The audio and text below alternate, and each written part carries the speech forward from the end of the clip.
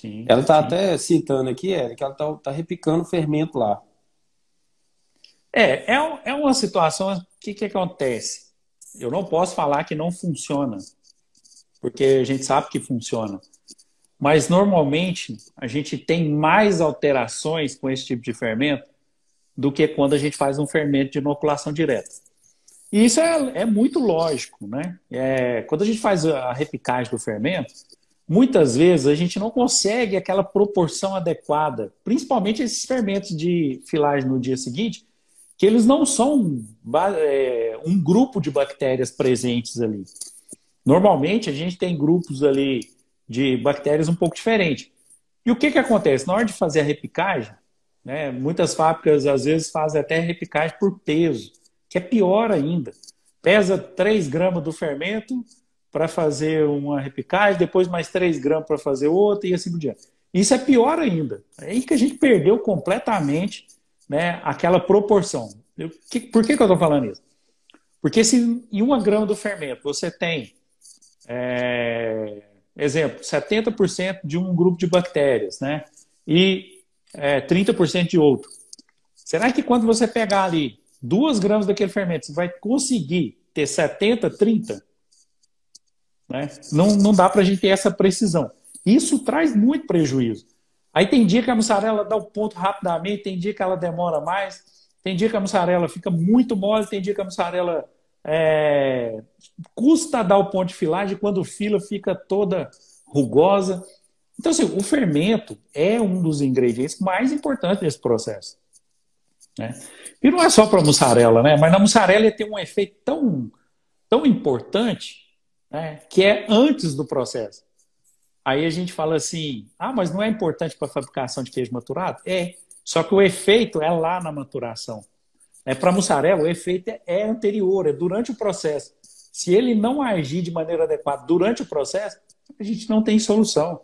Não tem muito o que fazer. Aí a gente tem que ficar aguardando. Né? Então, assim, não é a nossa recomendação fazer o uso do fermento repicado. Volta a falar, não quer dizer que não funciona.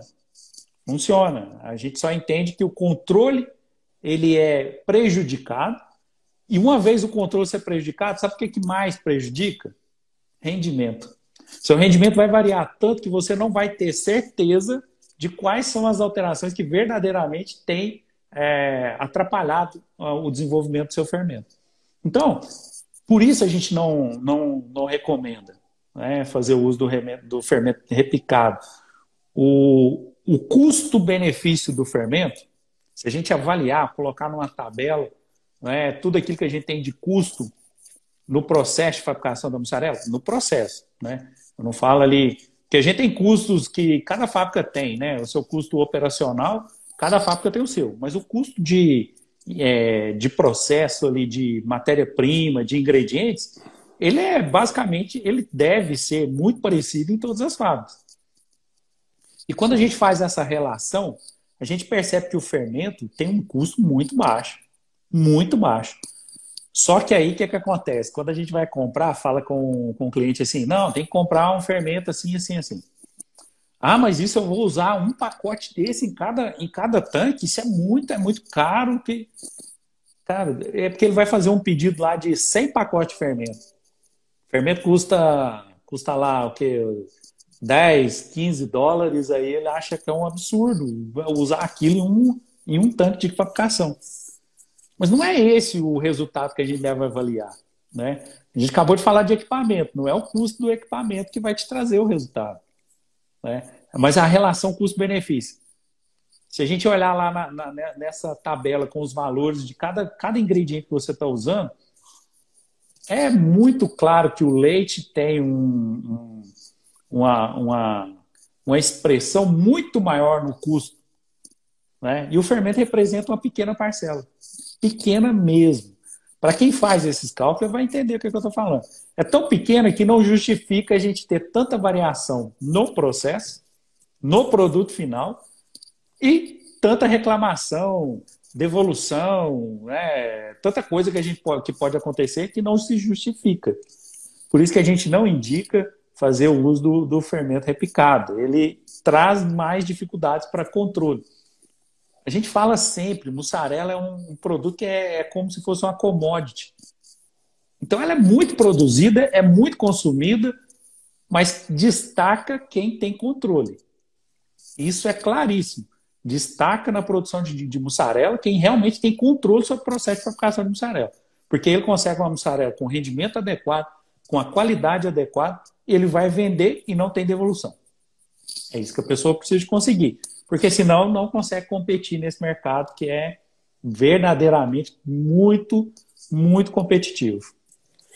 Pessoal, uma coisa que a gente tem que levar em consideração é que para produzir um fermento, existe também toda uma tecnologia por trás daquilo, onde a empresa que está produzindo aquele fermento, ela atestou que aquela quantidade que ela está usando de fermento é suficiente para garantir o rendimento ou a eficácia do produto. Então, como o Éder citou aí, por exemplo, um exemplo de coagulante. Coagulante, se é 40, vamos colocar lá que você tem que colocar 40 ml para cada 1.000 litros.